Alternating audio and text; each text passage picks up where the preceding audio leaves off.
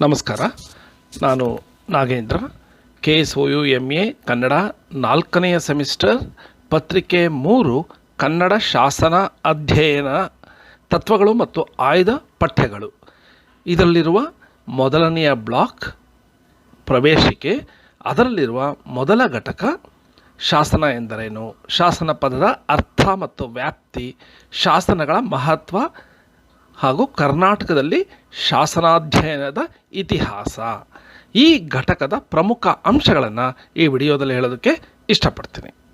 ಮೊದಲು ಈ ಪತ್ರಿಕೆಯಲ್ಲಿ ಏನಿದೆ, ಯಾವ ವಿಷಯಗಳ ಬಗ್ಗೆ ನಾವು ಅಧ್ಯಯನ ಮಾಡ್ತೀವಿ ಅನ್ನೋದನ್ನು ತಿಳ್ಕೊಳ್ಳೋದಾದರೆ, ಈ ಪತ್ರಿಕೆಯಲ್ಲಿ 4 ಬ್ಲಾಕ್ಗಳಿವೆ.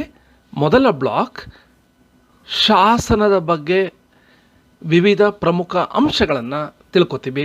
ಉದಾಹರಣೆಗೆ ಶಾಸನ ಪದದ ಅರ್ಥ ಏನು, ಇತಿಹಾಸ, ಅಧ್ಯಯನದ ಇತಿಹಾಸ, ಶಾಸನಗಳ ಮಹತ್ವ, ಶಾಸನಗಳನ್ನು ಹೇಗೆ ವರ್ಗೀಕರಣೆ ಮಾಡಲಾಗುತ್ತೆ, ಶಾಸನಗಳನ್ನು ಹೇಗೆ ಸಂರಕ್ಷಣೆ ಮಾಡೋದು, ಶಾಸನಗಳಲ್ಲಿರುವ ಕಾಲಗಣನೆ ಏನು, ವೀರಗಲ್ಲು ಅಂದ್ರೇನು, ಮಾಸ್ತಿಗಲ್ಲು ಅಂದ್ರೇನು, ನಿಸದಿಗಲ್ಲು ಅಂದ್ರೇನು, ಈ ಎಲ್ಲ ವಿಷಯಗಳ ಬಗ್ಗೆ ಮೊದಲನೇ ಬ್ಲಾಕಲ್ಲಿ 4 ಘಟಕಗಳಲ್ಲಿ ಈ ವಿಷಯಗಳ ಬಗ್ಗೆ ತಿಳ್ಕೊತೀವಿ. ಇನ್ನು ಎರಡನೇ ಬ್ಲಾಕಲ್ಲಿ 2 ಶಾಸನಗಳ ಬಗ್ಗೆ ಅಧ್ಯಯನ ಮಾಡ್ತೀವಿ, ಹಲ್ಮಿಡಿ ಶಾಸನ ಮತ್ತು ಬಾದಾಮಿ ಶಾಸನ.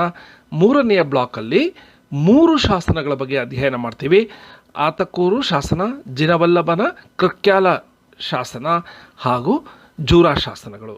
ಮತ್ತು 4ನೆಯ ಬ್ಲಾಕಿನಲ್ಲಿ ಮತ್ತೆ 4 ಘಟಕಗಳಿವೆ. ಪ್ರತಿ ಬ್ಲಾಕಿನಲ್ಲೂ 4 ಘಟಕಗಳಿರುತ್ತೆ. 4ನೆಯ ಘಟಕದಲ್ಲಿ ಲಕ್ಕುಂಡಿಯ ಅತ್ತಿಮಬ್ಬೆಯ ಶಾಸನ, ಬಳ್ಳಿಗಾವೆಯ ಕೋಡಿಮಠದ ಶಾಸನ, ಹಳೆಬೀಡಿನ ಕುವರಲಕ್ಷಣ ಶಾಸನ, ಶ್ರವಣಬೆಳಗೊಳದ ಬುಕ್ಕರಾಯ ಶಾಸನ. ಈ ಎಲ್ಲ ಶಾಸನಗಳ ಬಗ್ಗೆ, ವಿವಿಧ ಶಾಸನಗಳ ಬಗ್ಗೆ ಬ್ಲಾಕ್ 2, 3, 4ರಲ್ಲಿ ಅಧ್ಯಯನ ಮಾಡ್ತೀವಿ. ಬ್ಲಾಕ್ 1ರಲ್ಲಿ ಶಾಸನಗಳ ಬಗ್ಗೆ ಪ್ರಮುಖ ವಿಷಯಗಳನ್ನು ತಿಳ್ಕೊತೀವಿ.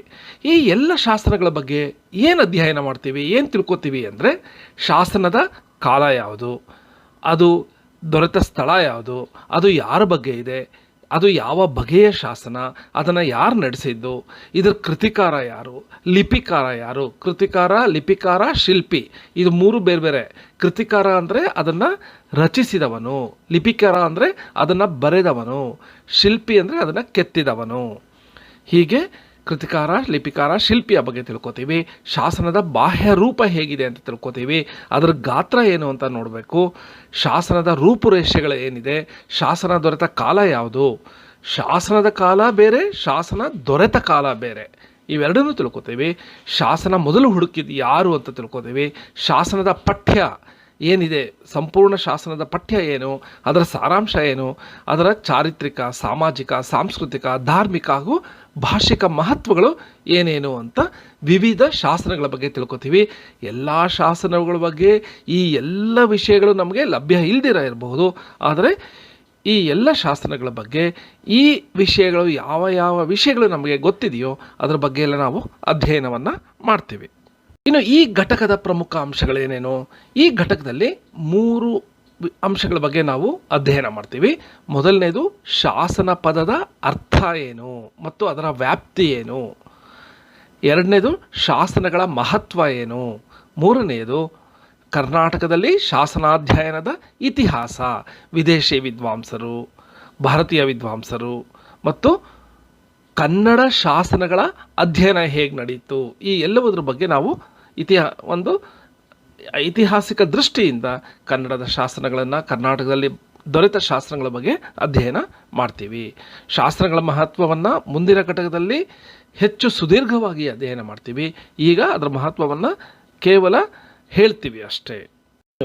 ಈ ಘಟಕದ ಬಗ್ಗೆ ಹಿಂದಿನ ಪರೀಕ್ಷೆಗಳಲ್ಲಿ ನೆನ್ಪಿಟ್ಕೋಬೇಕು. ಹಿಂದಿನ ಪರೀಕ್ಷೆಗಳು ಅಂದರೆ ವಾರ್ಷಿಕ ಸ್ಕೀಮ್ನಲ್ಲಿ, ಆ್ಯನ್ಯುಯಲ್ ಸ್ಕೀಮ್ನಲ್ಲಿ ನಡೆಸಲಾದ ಪರೀಕ್ಷೆಗಳಲ್ಲಿ ಯಾವ ಪ್ರಶ್ನೆಗಳು ಬಂದಿದೆ. ನಿಮ್ಮದು ಸೆಮಿಸ್ಟರ್ ಸ್ಕೀಮು ಸ್ವಲ್ಪ ವಿಭಿನ್ನವಾಗೂ ಇರುತ್ತೆ, ಆದರೆ ವಿಷಯಗಳು ಬಹುತೇಕ ಅದೇ ಇದೆ. ಆದ್ದರಿಂದ ಈ ಘಟಕದಲ್ಲಿರುವ ವಿಷಯಗಳ ಬಗ್ಗೆ ಹಿಂದಿನ ಆ್ಯನ್ಯುಯಲ್ ಸ್ಕೀಮ್ನಲ್ಲಿ ಯಾವ್ಯಾವ ಥರ ಪ್ರಶ್ನೆಗಳು ಬಂದಿದೆ ಅಂದರೆ 10 ಅಂಕಗಳ, 15 ಅಂಕಗಳ ಮತ್ತು 5 ಅಂಕಗಳ ಪ್ರಶ್ನೆಗಳು ಬಂದಿದೆ. 5 ಅಂಕಗಳ ಪ್ರಶ್ನೆಗಳು ಅಂದರೆ ಟಿಪ್ಪಣಿ ಬರೆಯಿರಿ. BL ರೈಸ್ ಬಗ್ಗೆ ಟಿಪ್ಪಣಿ ಬರೆಯಿರಿ. ಇದಕ್ಕೆ 5 ಅಂಕಗಳಿರುತ್ತೆ. ಇನ್ನು 10 ಅಂಕಗಳ ಪ್ರಶ್ನೆ ಏನಿತ್ತು ಅಂದರೆ ಶಾಸನ ಪದದ ಅರ್ಥ ಮತ್ತು ವ್ಯಾಪ್ತಿಯನ್ನು ವಿವರಿಸಿ, ಅದು 10 ಅಂಕಗಳ ಪ್ರಶ್ನೆ ಬಂದಿದೆ. ಮತ್ತು 15 ಅಂಕಗಳ ಪ್ರಶ್ನೆ ಕರ್ನಾಟಕದಲ್ಲಿ ಶಾಸನಗಳ ಅಧ್ಯಯನ ನಡೆದು ಬಂದ ಬಗೆಯನ್ನು ವಿವರಿಸಿ. ಇಲ್ಲಿ ಸುದೀರ್ಘವಾದ ಉತ್ತರವನ್ನು ನೀವು ಬರೀಬೇಕಾಗುತ್ತೆ. ಅದಕ್ಕೆ 15 ಅಂಕಗಳಿದೆ. ವಿದೇಶಿ ವಿದ್ವಾಂಸರು ಯಾವ ರೀತಿ ಅಧ್ಯಯನ ಮಾಡಿದ್ದಾರೆ, ನಂತರ ಭಾರತೀಯ ವಿದ್ವಾಂಸರು ಯಾವ ರೀತಿ ಅಧ್ಯಯನ ಮಾಡಿದ್ರು, ಮತ್ತು ಕನ್ನಡ ಶಾಸನಗಳ ಅಧ್ಯಯನ ಹೇಗೆ ನಡೀತು ಅನ್ನೋದ್ರ ಬಗ್ಗೆ ನಾವು ಈ 3 ವಿಷಯಗಳ ಬಗ್ಗೆ ಈ ಪ್ರಶ್ನೆಗೆ ಉತ್ತರ ಕೊಡಬೇಕಾಗುತ್ತೆ. ಮೊದಲನೇದಾಗಿ ಈ ಶಾಸನ ಪದದ ಅರ್ಥ ಏನು ಅಂತ ನೋಡೋಣ. ಶಾಸನ ಅನ್ನೋದು ಸಂಸ್ಕೃತ ಪದ. ಇದನ್ನು ನಾವು ಕಾನೂನು ಅನ್ನುವ ಅರ್ಥದಲ್ಲಿ ಈಗಲೂ ಸಹ ಬಳಸ್ತಾ ಇದ್ದೀವಿ. ಈ ಶಾಸನ ಪದ ಶಾಸ್ ಎಂಬ ಧಾತುವಿಂದ ಬಂದಿದೆ. ಶಾಸ್ ಎಂಬ ಧಾತುವಿನಿಂದ ನಿಷ್ಪನ್ನವಾದ ಶಾಸನ ಎಂಬ ಪದಕ್ಕೆ ಆಜ್ಞಾಪಿಸು, ಶಿಕ್ಷಿಸು, ನಿಯಂತ್ರಿಸು ಎಂಬ ಅರ್ಥಗಳಿವೆ. ಈ ಶಾಸನ ಎಂಬ ಪದದ ಅರ್ಥವನ್ನು 3 ವಿವಿಧ ರೀತಿಗಳಲ್ಲಿ ಹೇಳಿದ್ದಾರೆ. ಕೌಟಿಲ್ಯ, ಶುಕ್ರನೀತಿಸಾರ, ಯಜ್ಞವಲ್ಕ ಸಂಹಿತೆ. ಈ 3ರ ಪ್ರಕಾರ ಶಾಸನ ಎಂಬುದಕ್ಕೆ ವಿವಿಧ ಅರ್ಥಗಳು ಏನೇನು ಅಂತ ನೋಡೋಣ. ಕೌಟಿಲ್ಯ ಹೇಳೋದೇನು ಅಂದರೆ, ಶಾಸನ ಎಂಬುದು ರಾಜರ ಆಜ್ಞೆಗಳನ್ನು ತಿಳಿಸುವ ಬರಹವನ್ನು ಹೇಳುತ್ತೆ. ಇನ್ನು ಶುಕ್ರಾಚಾರ್ಯರ ನೀತಿಸಾರ ಏನು ಹೇಳುತ್ತೆ, ಅದಕ್ಕೆ ಶುಕ್ರ ನೀತಿಸಾರ ಅಂತ ಹೇಳ್ತಾರೆ. ಅದೇನು ಹೇಳುತ್ತೆ ಅಂದರೆ, ಶಾಸನಗಳಲ್ಲಿ ವಿಷಯ ನಿರೂಪಣೆ ಹೇಗಿರಬೇಕು ಅನ್ನೋದನ್ನು ಶುಕ್ರ ನೀತಿಸಾರ ಹೇಳುತ್ತೆ. ಇನ್ನು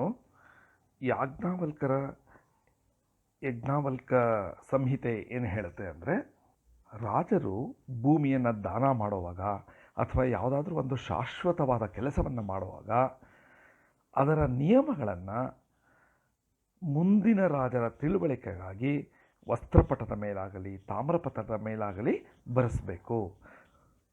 ಹಿಂದಿನ 3 ತಲೆಮಾರುಗಳ ವಿಷಯ ಹೇಳಬೇಕು ಮತ್ತು ತನ್ನ ವಿಷಯವನ್ನು ಹೇಳಬೇಕು. ದಾನವನ್ನು ಸ್ವೀಕರಿಸುವವನ ವಿಷಯವನ್ನು ಹೇಳಬೇಕು. ದಾನದ ಪ್ರಮಾಣ ಹೇಳಬೇಕು ಮತ್ತು ಅದರ ಮೇಲೆ ತನ್ನ ಮುದ್ರೆ ಮತ್ತು ಸಹಿಯನ್ನು ಹಾಕಬೇಕು. ಹೀಗೆ ದಾನ ಶಾಶ್ವತವಾಗಿ ನಡೆಯುವಂತೆ ಮಾಡಬೇಕು ಅಂತ ಯಜ್ಞವಲ್ಕರ ಸಂಹಿತೆ ಹೇಳುತ್ತೆ. ಹೀಗೆ ಶಾಸನದ ಬಗ್ಗೆ ಕೌಟಿಲ್ಯನ ನೀತಿ ಒಂದು ಹೇಳಿದ್ರೆ, ಶುಕ್ರಾಚಾರ್ಯರ ನೀತಿಸಾರ ಮತ್ತೊಂದು ವಿಷಯ ಹೇಳುತ್ತೆ ಮತ್ತು ಯಜ್ಞವಲ್ಕರ ಸಂಹಿತೆ ಕೆಲವೊಂದು ಅಂಶಗಳನ್ನು ಶಾಸನಗಳ ಬಗ್ಗೆ ಹೇಳುತ್ತೆ. ಶುಕ್ರನೀತಿಸಾರದ ಪ್ರಕಾರ ಶಾಸನದ ಒಂದು ವಿಷಯದಲ್ಲಿ ನಿರೂಪಣೆ ಹೇಗಿರಬೇಕು ಅಂತ ಹೇಳೋದನ್ನು ನಾವು ಆಗಲೇ ಹೇಳಿದ್ವಿ. ಅಂದರೆ ಅದೇನು ಹೇಳುತ್ತೆ ಅಂದರೆ, ಶಾಸನಗಳು ರಾಜನಿಂದ ಹೊರಟ ಆಜ್ಞೆಗಳು, ಮುಖ್ಯವಾಗಿ ಆಡಳಿತ ನಿರ್ವಹಣೆಗೆ ಸಂಬಂಧಪಟ್ಟವು. ಬರವಣಿಗೆಯ ರೂಪದಲ್ಲಿರುವ ಆಜ್ಞೆಗೆ ಮಾತ್ರ ಮಾನ್ಯತೆ ಇರುತ್ತೆ. ಅದಕ್ಕೆ ರಾಜಮುದ್ರೆಯಿಂದ ಕೂಡಿರಬೇಕು ಅಂತ ಶುಕ್ರನೀತಿಸಾರ ಹೇಳುತ್ತೆ.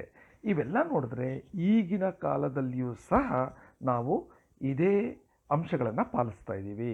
ಯಾವುದೇ ಕಾನೂನು ಆಗಲಿ ವಿಧಿ ಆಗಲಿ ಏನೇ ಆಗಲಿ ಲಿಖಿತ ರೂಪದಲ್ಲಿದ್ದು ಅದಕ್ಕೆ ಒಂದು ಟಸ್ಸೆ ಅನ್ನೋದು ಬಿದ್ದರೆ, ಅಂದರೆ ಅದನ್ನು ಒಂದು ಶಾಸನ ಸಭೆ ಆಗಲಿ ಸಂಸತ್ತಾಗಲಿ ಪಾಸ್ ಮಾಡಿ ಅದಕ್ಕೆ ರಾಷ್ಟ್ರಪತಿಗಳು ಅಥವಾ ರಾಜ್ಯಪಾಲರು ಸಹಿ ಹಾಕಿದ ಮೇಲೆ ಅದು ಶಾಸನ ಆಗುತ್ತೆ. ಇದನ್ನೇ ಆಗಿನ ಕಾಲದಲ್ಲಿ ಸಹ ಶಾಸನ ಹೇಗಿರಬೇಕು ಅಂತ ಹೇಳಲಾಗಿತ್ತು. ಶಾಸನಗಳಿಗೆ ಇಂಗ್ಲೀಷ್ನಲ್ಲಿ ಇನ್ಸ್ಕ್ರಿಪ್ಷನ್ ಎಂಬ ಸಂವಾದಿ ಪದವಿದೆ, ಅಥವಾ ಎಪಿಗ್ರಾಫ್ ಅನ್ನೋ ಪದ ಸಹ ಉಪಯೋಗಿಸಲಾಗುತ್ತೆ.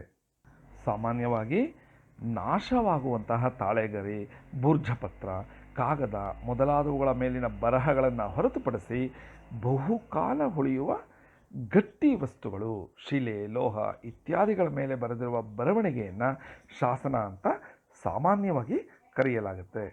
ಶಾಸನಗಳನ್ನು 3 ವರ್ಗಗಳಾಗಿ ವಿಂಗಡಿಸಬಹುದು. ಅದು ಏತಕ್ಕೋಸ್ಕರ ಆ ಶಾಸನ ಮಾಡಿದೆ ಅನ್ನೋದನ್ನು ನೋಡಿಕೊಂಡು, ಒಂದು ದಾನ ಶಾಸನ, ಇನ್ನೊಂದು ಪ್ರಸಾದ ಶಾಸನ, ಇನ್ನೊಂದು ಜಯಪತ್ರ. ಇನ್ನು ಶಾಸನಗಳ ಮಹತ್ವ ಏನು ಅಂತ ನೋಡೋದಾದರೆ, ಶಾಸನಗಳು ಹಲವಾರು ಕಾರಣಗಳಿಗೆ ಬಹಳ ಮಹತ್ವದ ಸ್ಥಾನವನ್ನು ಪಡೆದಿವೆ. ದೀರ್ಘಕಾಲದ ಬಾಳಿಕೆ ಶಿಲಾಶಾಸನದಲ್ಲಿ ಕಂಡುಬರುತ್ತೆ. ಅಧಿಕೃತ ದಾಖಲೆಯಾಗಿ ಇವು ನಿಲ್ಲುತ್ತೆ.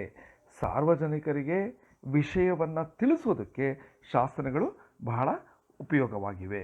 ಶಾಸನದ ಪ್ರಮುಖವಾದ ಮಹತ್ವ ಅಂತ ಅಂದರೆ ಇತಿಹಾಸ ರಚನೆಗೆ ಅವು ಬಹಳ ಸಹಾಯ ಮಾಡುತ್ತೆ.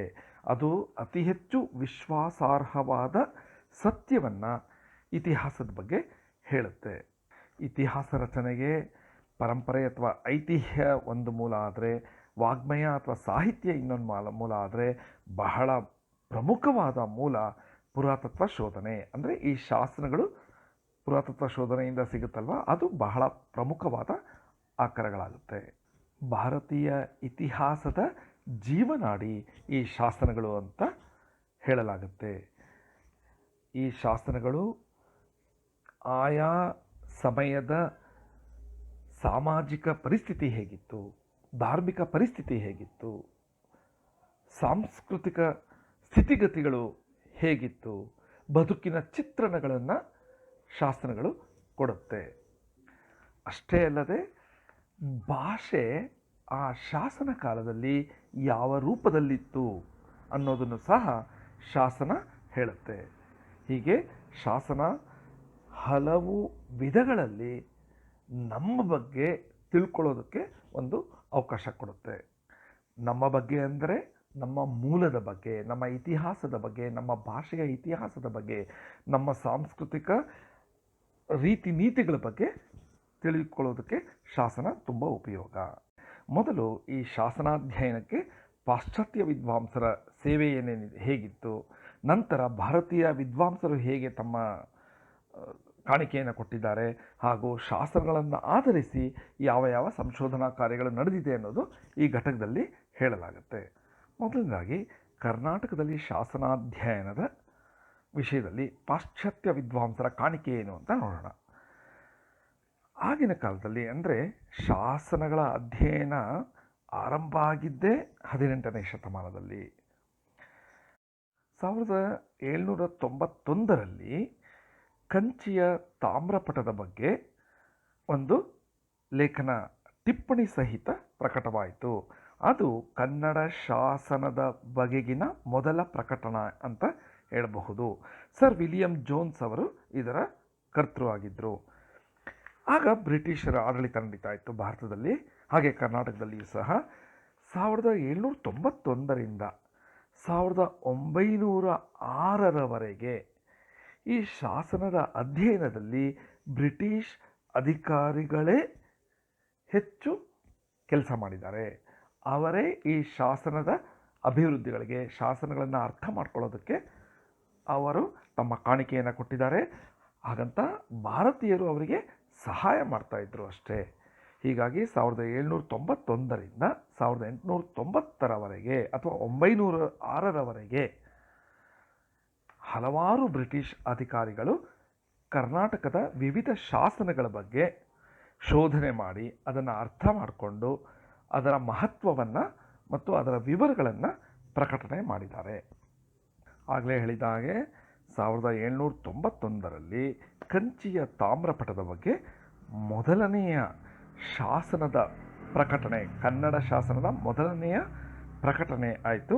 ಅದನ್ನು ರಚಿಸಿದವರು, ಅದನ್ನು ಬರೆದವರು ಸರ್ ವಿಲಿಯಂ ಜೋನ್ಸ್. ಇದು ಕಂಚಿಯಲ್ಲಿ ದೊರೆತದ್ದಾಗಿತ್ತು.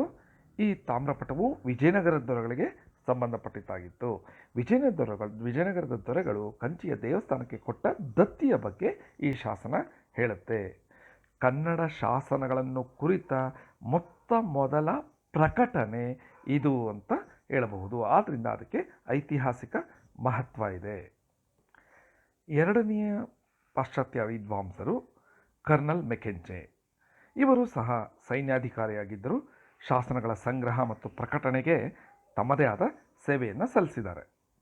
ಈತ ತನ್ನ ಕರ್ತವ್ಯದ ಜೊತೆಯಲ್ಲಿ ಊರೂರು ಸುತ್ತುತ್ತಾ ತಾಡೆಯೋಲೆ ಗ್ರಂಥಗಳು, ಕೈಫಿಯತ್ತುಗಳು, ತಾಮ್ರಪಟಗಳು, ನಾಣ್ಯ ಮೊದಲಾದ ಪ್ರಾಚೀನ ವಸ್ತುಗಳನ್ನು ಸಂಗ್ರಹಿಸಿದ್ರು. ಇವರಿಗೆ ಸಹಾಯ ಮಾಡಿದವರು ಕವೆಲ್ಲಿ ವೆಂಕಟಬೋರಯ್ಯ ಎಂಬುವರು ಅವರ ಶಾಸನಗಳ ಅಧ್ಯಯನಕ್ಕೆ ಸಹಾಯ ಮಾಡಿದ್ರು ಅಂತ ಹೇಳಲಾಗಿದೆ. ಹೀಗೆ ಮೆಕೆಂಜಿಯವರು ಒಟ್ಟು 8026 ಶಾಸನಗಳನ್ನು ಸಂಗ್ರಹಿಸಿದರು ಅಂತ ಏಷ್ಯಾಟಿಕ್ ರಿಸರ್ಚ್ ಪತ್ರಿಕೆಯಲ್ಲಿ ವರದಿಯಾಗಿದೆ. ನಂತರ ಮೂರನೆಯ ಪಾಶ್ಚಾತ್ಯ ವಿದ್ವಾಂಸ ವಿಲಿಯಂ ಬ್ರೌನ್ಸ್. ಇವರು ಸಹ ಹಲವು ಶಾಸನಗಳನ್ನು ಸಂಗ್ರಹಿಸಿ 1807 ಸುಮಾರಿನಲ್ಲಿ ಪ್ರಕಟಣೆಗಳನ್ನು ಮಾಡ್ತಾರೆ. ನಾಲ್ಕನೆಯ ಪಾಶ್ಚಾತ್ಯ ವಿದ್ವಾಂಸ ವಿಲಿಯಂ ಹೆನ್ರಿ ವಥೆನ್. ಇವರು 12 ಶಾಸ್ತ್ರಗಳನ್ನು ಓದಿ ಭಾಷಾಂತರಿಸಿ ಅದರ ಸಾರಾಂಶವನ್ನು 1835 ಪ್ರಕಟಿಸ್ತಾರೆ. ಇವರಿಗೆ ನೆರವು ನೀಡಿದ ಇಬ್ಬರು ವಿದ್ವಾಂಸರು MS ಎಲ್ಫಿನ್ಸ್ಟನ್ ಹಾಗೂ ಸರ್ ಜೈನ್ ಮಾಲ್ಕಮ್. 5 ಮತ್ತು 6ನೆಯ ವಿದ್ವಾಂಸರು ಎಲ್ಫಿನ್ಸ್ಟನ್ ಮತ್ತು ಸರ್ ಜೈನ್ ಮಾಲ್ಕಮ್. ಹೀಗೆ 1791ರಿಂದ 1835 ಶಾಸ್ತ್ರಗಳನ್ನು ಹುಡುಕೋದು, ಅದನ್ನು ಅರ್ಥ ಮಾಡ್ಕೊಳ್ಳೋದು, ಪ್ರಕಟಣೆ ಮಾಡೋದು ನಡೀತಾ ಇತ್ತು. ಆದರೆ ಶಾಸನಗಳ ಅಧ್ಯಯನ ಒಂದು ವ್ಯವಸ್ಥಿತ ರೂಪ ಪಡ್ಕೊಂಡಿದ್ದು ಪಾಶ್ಚಾತ್ಯ ವಿದ್ವಾಂಸರಾದ ವಾಲ್ಟರ್ ಎಲಿಯಟ್ ಎಂಬ ಆಂಗ್ಲ ವಿದ್ವಾಂಸರ ದೆಸೆಯಿಂದ ಅಂತ ಹೇಳಬಹುದು. ಇವರು 1837 ಹಿಂದೂ ಇನ್ಸ್ಕ್ರಿಪ್ಷನ್ಸ್, ಹಿಂದೂ ಶಾಸನಗಳು ಎಂಬ ಲೇಖನವನ್ನು journal of the royal Asiatic society ಪತ್ರಿಕೆಯಲ್ಲಿ ಪ್ರಕಟಿಸ್ತಾರೆ. ಇವರು ಸಂಗ್ರಹಿಸಿದ ಶಾಸನಗಳ ಮತ್ತು ಅರ್ಥ ಮಾಡಿಕೊಂಡ ಶಾಸನಗಳಿಂದ ಕರ್ನಾಟಕದ ಕೆಲವು ರಾಜಮನೆತನಗಳ, ಅದರಲ್ಲೂ ಕದಂಬರು, ಚಾಲುಕ್ಯರ ಬಗ್ಗೆ ಹಲವಾರು ವಿಷಯಗಳು ತಿಳಿದುಕೊಂಡು ಕರ್ನಾಟಕದ ಇತಿಹಾಸವನ್ನು ಅವರು ಶ್ರೀಮಂತಗೊಳಿಸ್ತಾರೆ. ನಂತರ 1836 ಅದೇ ಸಮಯದಲ್ಲೇ ಲಾಸನ್ ಎಂಬ ವಿದೇಶಿ ವಿದ್ವಾಂಸರು ಅಶೋಕನ ಶಾಸನಗಳನ್ನು ಓದಿ ಯಶಸ್ವಿಯಾಗಿ ಪ್ರಕಟಣೆ ಮಾಡ್ತಾರೆ. ಗ್ರೀಕ್ ಮತ್ತು ಬ್ರಾಹ್ಮಿ ಲಿಪಿಗಳ ನಾಣ್ಯಗಳಲ್ಲಿದ್ದ ಶಾಸನವನ್ನು ಇವರು ಓದ್ತಾರೆ. 9ನೆಯ ವಿದ್ವಾಂಸರಾಗಿ ಜೇಮ್ಸ್ ಪ್ರಿನ್ಸೆಪ್ ಎಂಬುವರು 1837 journal of the Asiatic Society of ಬೆಂಗಾಲ್ನಲ್ಲಿ ಕನ್ನಡ ಶಾಸನವೊಂದರ ನಕಲು ಮತ್ತು ಅದರ ಸಾರಾಂಶವನ್ನು ಪ್ರಕಟಿಸ್ತಾರೆ. ಇದರಿಂದಾಗಿ ಕರ್ನಾಟಕದಲ್ಲಿ ದೊರೆತ ಅಶೋಕನ ಶಾಸನಗಳು ಮತ್ತು ಬ್ರಾಹ್ಮಿ ಲಿಪಿಯ ಇತರ ಶಾಸನಗಳನ್ನು ಸ್ಪಷ್ಟವಾಗಿ ಓದಲು ಸಾಧ್ಯ ಆಗುತ್ತೆ. ಇನ್ನು ಕರ್ನಾಟಕದ ಶಾಸನಗಳ ಅಧ್ಯಯನಕ್ಕೆ ಮಹತ್ತರವಾದ ಕಾಣಿಕೆ ಸಲ್ಲಿಸಿದವರು JS ಫ್ಲೀಟ್ ಮತ್ತು BL ರೈಸ್. ಇವರನ್ನು ನಾವು 10 ಮತ್ತು 11ನೆಯ ವಿದ್ವಾಂಸರು ಅಂತ ಕರೀಬಹುದು. ನಮ್ಮ ಪಠ್ಯದಲ್ಲಿ ಕೊಟ್ಟಿರುವ ವಿವಿಧ ವಿದ್ವಾಂಸಗಳನ್ನೆಲ್ಲ ನಾವು ಪಟ್ಟಿ ಮಾಡಿಕೊಂಡ್ರೆ ಇವರು 10 ಮತ್ತು 11ನೇವರಾಗ್ತಾರೆ. ಫ್ಲೀಟ್ ಅವರ ಪೂರ್ಣ ಹೆಸರು ಜಾನ್ ಫೇತ್ಫುಲ್ ಫ್ಲೀಟ್ ಅಂತ. ಇವರು ಫ್ಲೀಟ್ ಅವರು ರಾಯಲ್ ಏಷಿಯಾಟಿಕ್ ಸೊಸೈಟಿ ಮುಂಬೈ ಶಾಖೆ ಪತ್ರಿಕೆಯ ಆರಂಭದ 12 ಸಂಪುಟಗಳಲ್ಲಿ ಮತ್ತು ಇಂಡಿಯನ್ ಆಂಟಿಕ್ವರಿ ಇದರ ಮೊದಲ 20 ಸಂಪುಟಗಳಲ್ಲಿ ಹಲವಾರು ಶಾಸನ ಮತ್ತು ಅದರ ಬಗ್ಗೆ ಲೇಖನಗಳನ್ನು ಪ್ರಕಟಿಸಿದ್ದಾರೆ. ಇವರ ಬಹಳಷ್ಟು ಶಾಸನಗಳು ಉತ್ತರ ಕರ್ನಾಟಕ ಪ್ರದೇಶದ ಬೆಳಗಾವಿ, ಧಾರವಾಡ, ವಿಜಾಪುರ ಜಿಲ್ಲೆಯ ಶಾಸನಗಳಾಗಿವೆ. ಅಷ್ಟೇ ಅಲ್ಲದೆ ಮಹಾರಾಷ್ಟ್ರ, ಗುಜರಾತ್ಗಳಲ್ಲಿ ದೊರೆತ ಚಾಲುಕ್ಯ ಮತ್ತು ರಾಷ್ಟ್ರಕೂಟರಿಗೆ ಸಂಬಂಧಿಸಿದ ಶಾಸನಗಳನ್ನು ಸಹ ಫ್ಲೀಟರ್ ಅವರು ಅಧ್ಯಯನ ಮಾಡಿದ್ದಾರೆ. 1888 ಎಪಿಗ್ರಫಿಯಾ ಇಂಡಿಕಾ ಎಂಬ ಪತ್ರಿಕೆಯಲ್ಲಿ ಫ್ಲೀಟರು some records of Rashtrakuta kings of Malkhed ಎಂಬ ಶೀರ್ಷಿಕೆಯಡಿಯಲ್ಲಿ 20 ಶಾಸನಗಳನ್ನು ಸಂಪಾದಿಸಿ ಪ್ರಕಟಿಸಿದ್ದಾರೆ. ಫ್ಲೀಟ್ ಜೊತೆಗೆ ನಾವು ನೆನೆಯಬೇಕಾದ ಮತ್ತೊಂದು ಮಹತ್ತರವಾದ ಹೆಸರು BL ರೈಸ್ ಅವರದು. ಬೆಂಜಮಿನ್ ಲೂಯಿ ರೈಸ್ ಇವರ ಪೂರ್ತಿ ಹೆಸರು. ಇವರದು ಬಹುಮುಖ ಪ್ರತಿಭೆ, ಶಿಕ್ಷಣ ತಜ್ಞರು, ಗೆಜೆಟಿಯರ್ ರಚನಾಕಾರರು, ಶಾಸನ ತಜ್ಞರು, ಹಸ್ತಪ್ರತಿ ಸಂಗ್ರಹಕಾರರು, ಅದರ ಪರಿಷ್ಕರಣೆ ಮಾಡುವರು, ಇತಿಹಾಸ ತಜ್ಞರು ಆಗಿದ್ದರು ಇವರು. ರೈಸ್ ಅವರನ್ನು ಕರ್ನಾಟಕ ಶಾಸನ ಪಿತಾಮಹ ಅಂತ ಕರೀತಾರೆ. ಮೈಸೂರು ಪ್ರಾಂತದ ಹಳ್ಳಿಗಳನ್ನು ಸುತ್ತಿ ಶಾಸನಗಳ ಪರಿವೀಕ್ಷಣೆ ನಡೆಸಿ ಅದರ ಪಡಿಯಚ್ಚನ್ನು ತೆಗೆದುಕೊಂಡು ಅವುಗಳ ಪಾಠವನ್ನು ಇಂಗ್ಲಿಷ್ ಮತ್ತು ಕನ್ನಡದಲ್ಲಿ ಇವರು ಅನುವಾದಿಸಿದ್ದಾರೆ. ಕರ್ನಾಟಕದ ಬಹುತೇಕ ಜಿಲ್ಲೆಗಳ ಶಾಸನಗಳನ್ನು ಸುಮಾರು 12 ಸಂಪುಟಗಳಲ್ಲಿ ಎಪಿಗ್ರಾಫಿಕಾ ಕರ್ನಾಟಕ ಇದರ 12 ಸಂಪುಟಗಳಲ್ಲಿ ಶಾಸನಗಳ ವಿಷಯಗಳನ್ನು ಇವರು ಸಂಪಾದಿಸಿ ಪ್ರಕಟಿಸಿದ್ದಾರೆ. ಮತ್ತು 12ನೆಯ ಪಾಶ್ಚಾತ್ಯ ವಿದ್ವಾಂಸರಾದ ಇ ಉಲ್ಷ್ ಇವರು 1890ರಲ್ಲಿ ದಕ್ಷಿಣ ಭಾರತದ ಶಾಸನಗಳು ಎಂಬ ಮಾಲಿಕೆಯಲ್ಲಿ ಮೊದಲ ಸಂಪುಟವನ್ನು ಪ್ರಕಟಿಸ್ತಾರೆ. ಹೀಗೆ ಒಟ್ಟು 12 ವಿದೇಶಿ ವಿದ್ವಾಂಸರು ಕರ್ನಾಟಕದ ಶಾಸನಗಳ ಬಗ್ಗೆ ತಮ್ಮ ಕಾಣಿಕೆಯನ್ನು ಕೊಟ್ಟಿದ್ದಾರೆ. ಅವರುಗಳು ಯಾರ್ಯಾರು ಅಂದರೆ sir William Jones, colonel Mackenzie, William Browns, William Henry Wathen, MS Elphinstone, sir John Malcolm, Walter Elliot, Lassen, James Prinsep, JS Fleet, BL Rice ಹಾಗೂ E ಹುಲ್ಶ್. ಈ 12 ಜನರು ಕರ್ನಾಟಕದ ವಿವಿಧ ಪ್ರಾಂತ್ಯಗಳನ್ನು ಸುತ್ತಿ ಹಲವಾರು ಶಾಸನಗಳನ್ನು ಸಂಶೋಧಿಸಿ ಅದರ ಅರ್ಥವನ್ನು ಪ್ರಕಟಿಸಿದ್ದಾರೆ. ಇನ್ನು ಕರ್ನಾಟಕದ ಶಾಸನದ ಅಧ್ಯಯನದಲ್ಲಿ ಭಾರತೀಯ ವಿದ್ವಾಂಸರು ಯಾರ್ಯಾರು ಕೊಡುಗೆ ಕೊಟ್ಟಿದ್ದಾರೆ ಅಂದರೆ, ನಾವು ಆಗಲೇ ತಿಳ್ಕೊಂಡಂಗೆ ಮೊದಲನೇದಾಗಿ ಕವೆಲ್ಲಿ ಬೋರಯ್ಯ ಅವರು ಕರ್ನಲ್ ಮೆಕೆಂಜಿ ಅವರಿಗೆ ಸಹಾಯ ಮಾಡಿದ್ರು ಶಾಸನಗಳನ್ನು ಅರ್ಥ ಮಾಡ್ಕೊಳ್ಳೋದ್ರಲ್ಲಿ. ಹಾಗೆಯೇ ಪ್ಲೀಟ್ ಅವರಿಗೆ ವೆಂಕಟರಂಗೋಕಟ್ಟಿ, ಗಂಗಾಧರ, ಮಡಿವಾಳೇಶ್ವರ ತಿರುಮರಿಯವರು ಸಹ ಶಾಸನಗಳನ್ನು ಓದಿ ಅರ್ಥ ಮಾಡ್ಕೊಳ್ಳೋದ್ರಲ್ಲಿ ಸಹಕಾರ ಕೊಟ್ಟರು. 1860ರಿಂದ 1875 ಅವಧಿಯಲ್ಲಿ ಬಾಳಗಂಗಾಧರ ಶಾಸ್ತ್ರಿ, ಕಾಶಿನಾಥ ತ್ರ್ಯಂಬಕ ತೇಲಂಗ, ಬಾವುದಾಜಿ ಮೊದಲಾದ ಭಾರತೀಯರು ಶಾಸನ ಸಂಗ್ರಹ ಕಾರ್ಯದಲ್ಲಿ ತಮ್ಮನ್ನು ತೊಡಗಿಸಿಕೊಂಡಿದ್ದರು. 1906ರವರೆಗೆ ಪ್ರಾಕ್ತನ ಇಲಾಖೆಯನ್ನು ವಿದೇಶಿಯರೇ ಮುನ್ನಡೆಸ್ತಾ ಇದ್ದರು. 1906ರಿಂದ 1922ರವರೆಗೆ ಇದರ ಮುಂದಾಳತ್ವ ವಹಿಸಿಕೊಂಡಿದ್ದವರು ಆರ್ ನರಸಿಂಹಾಚಾರ್ಯರು. BL ರೈಸರ ನಂತರ ಆಡಳಿತವನ್ನು ವಹಿಸಿಕೊಂಡ ಆರ್ ನರಸಿಂಹಾಚಾರ್ಯರು ಒಟ್ಟು 17 ವರದಿಗಳನ್ನು ಶಾಸನಗಳ ಬಗ್ಗೆ ವಿವಿಧ ಸಂಪುಟಗಳಲ್ಲಿ ಹೊರತಂದರು. ಶಾಸನ ಪದಗಳ ಸಂಗ್ರಹದ ಮೊದಲ ಭಾಗವನ್ನು ಪ್ರಕಟಿಸಿದರು. ನರಸಿಂಹಾಚಾರ್ಯರು ಸುಮಾರು 5000 ಶಾಸನಗಳನ್ನು ಸಂಪಾದಿಸಿ ಪ್ರಕಟಿಸಿದ್ದಾರೆ. ಮೊದಲು ಶಾಸನಗಳ ಪಠ್ಯ ಏನು ಹೇಳಿದ್ರು ಅವುಗಳನ್ನು ಇವರು ಪರಿಷ್ಕರಿಸಿದ್ದಾರೆ.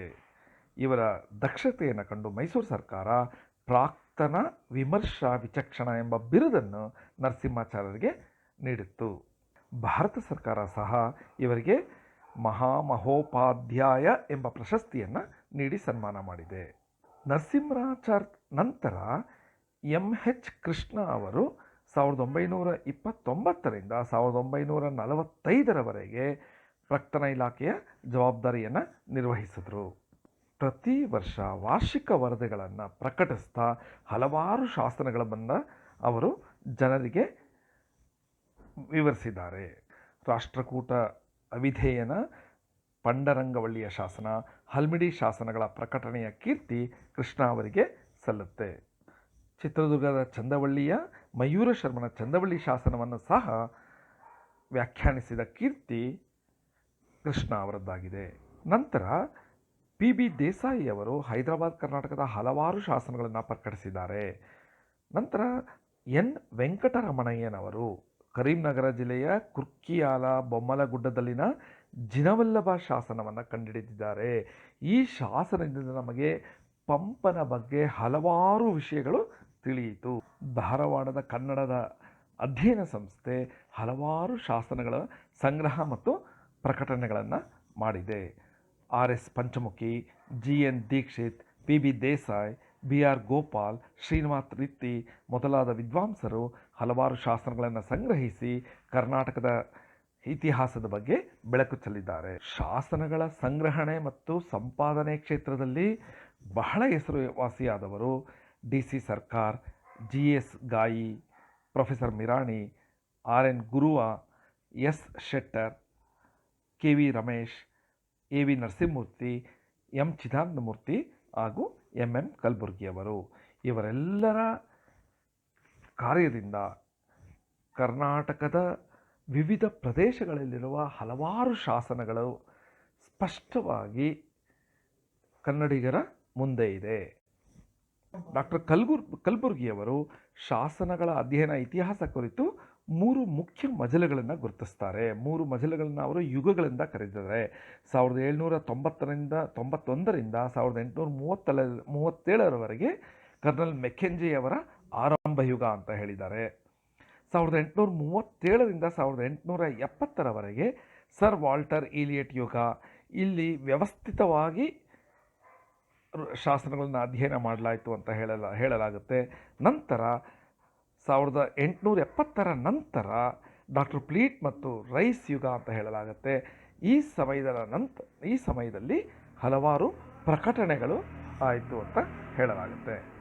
ಇನ್ನು ಕನ್ನಡದಲ್ಲಿ ಶಾಸನಗಳನ್ನು ಆಧರಿಸಿ ಎಷ್ಟೊಂದು ಸಂಶೋಧನಾ ಕಾರ್ಯಗಳು ನಡೆದಿದೆ ಅಂದರೆ, ಹಲವಾರು ವಿದ್ವಾಂಸರು ಹೊಸ ಹೊಸ ವಿಷಯಗಳನ್ನು ಜನರ ಮುಂದೆ ತಂದಿದ್ದಾರೆ. ಅದರಲ್ಲಿ ಪ್ರಮುಖವಾಗಿ ಎಂ ಚಿದಾನಂದಮೂರ್ತಿ ಅವರು ಬರೆದ ಕನ್ನಡ ಶಾಸನಗಳ ಸಾಂಸ್ಕೃತಿಕ ಅಧ್ಯಯನ 1966ರಲ್ಲಿ ಕೃತಿ ರಚನೆ ಮಾಡಿದ್ದಾರೆ. ಮುಂದೆ ಇನ್ನೂ ಹಲವಾರು ಕೃತಿಗಳನ್ನು ರಚನೆ ಮಾಡಿದ್ದಾರೆ. ಎಂ ಕಲಬುರ್ಗಿಯವರು ಹಲವಾರು ಲೇಖನಗಳನ್ನು ಬರೆದಿದ್ದಾರೆ. ಆರ್ ಶೇಷಶಾಸ್ತ್ರಿಯವರು ಕರ್ನಾಟಕದ ವೀರಗಲ್ಲುಗಳು ಎಂಬ ಬಗ್ಗೆ ಸಂಶೋಧನೆ ಮಾಡಿದ್ದಾರೆ. ಬಿ ಆರ್ ಹಿರೇಮಠ ಅವರು ಶಾಸನಗಳಲ್ಲಿ ಕರ್ನಾಟಕದ ವರ್ತಕರು ಎಂಬ ಬಗ್ಗೆ 1986ರಲ್ಲಿ ಪ್ರಕಟಣೆ ಮಾಡಿದ್ದಾರೆ. ಎಂ ಜಿ ನಾಗಯ್ಯನವರು 1987ರಲ್ಲಿ ವಿಕ್ರಮಾದಿತ್ಯನ ಶಾಸನಗಳ ಬಗ್ಗೆ ಬರೆದಿದ್ದಾರೆ. ಎಸ್ ಕೆ ಕೊಪ್ಪ ಅವರು ತರ್ದವಾಡಿ ನಾಡು 1990ರಲ್ಲಿ ಈ ಸಂಶೋಧನೆಯನ್ನು ಮಾಡಿದ್ದಾರೆ. ಬಿ ವಿ ಶಿರೂರರು ಶ್ರವಣಬೆಳಗೊಳದ ರಾಜಕೀಯ ಸಾಂಸ್ಕೃತಿಕ ಮಹತ್ವದ ಬಗ್ಗೆ ಹೇಳಿದ್ದಾರೆ. ಚನ್ನಕ್ಕ ಎಲಿಗಾರ್ ಅವರು ಶಾಸನಗಳಲ್ಲಿ ಕರ್ನಾಟಕದ ಸ್ತ್ರೀ ಸಮಾಜದ ಬಗ್ಗೆ ಸಂಶೋಧನೆ ಮಾಡಿದ್ದಾರೆ. ಬಂಕಾಪುರ ಶೋಧ ಸಹ ಚನ್ನಕ್ಕ ಅವರು ಮಾಡಿದ್ದಾರೆ. ಬಿ ಎಸ್ ಶೇಟೆ ಅವರು ಕರ್ನಾಟಕದಲ್ಲಿ ಸತಿ ಪದ್ಧತಿ ಬಗ್ಗೆ ಸಂಶೋಧನೆ ಮಾಡಿದ್ದಾರೆ. ಬಿ ವಿ ಪಾಟೀಲರು ನಾಗರಕಂಡ 70 1995ರಲ್ಲಿ ಮಾಡಿದ್ದು, ಇದರ ಬಗ್ಗೆ ಸಂಶೋಧನೆ ಮಾಡಿ ಕೃತಿಗಳನ್ನು ರಚಿಸಿದ್ದಾರೆ. ಇವರಲ್ಲದೆ M B Boyi, R Sharanamma, V B Badigera, S B Patil, K G Venkatesh, Ramananda, K R Ganesh, C U Manjunath ಇವರುಗಳೆಲ್ಲ ಹಲವಾರು ಶಾಸನಗಳ ಬಗ್ಗೆ ಸಂಶೋಧನೆ ಮಾಡಿ ಅಧ್ಯಯನ ಮಾಡಿ ಅವುಗಳ ಅರ್ಥವನ್ನು, ಅವುಗಳ ಸಾಹಿತ್ಯವನ್ನು ಪರಿಷ್ಕರಿಸಿ ವಿವಿಧ ಹೊಸ ವಿಷಯಗಳನ್ನು ಕನ್ನಡಿಗರಿಗೆ ತಿಳಿಸಿಕೊಟ್ಟಿದ್ದಾರೆ.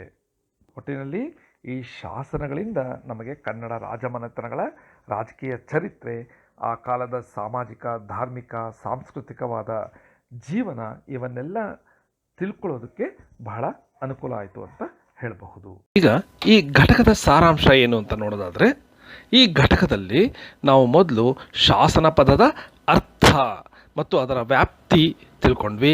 ನಂತರ ಶಾಸನದ ಮಹತ್ವ ಏನು, ಶಾಸನಗಳ ಮಹತ್ವ ಏನು ಅಂತ ತಿಳ್ಕೊಂಡ್ವಿ.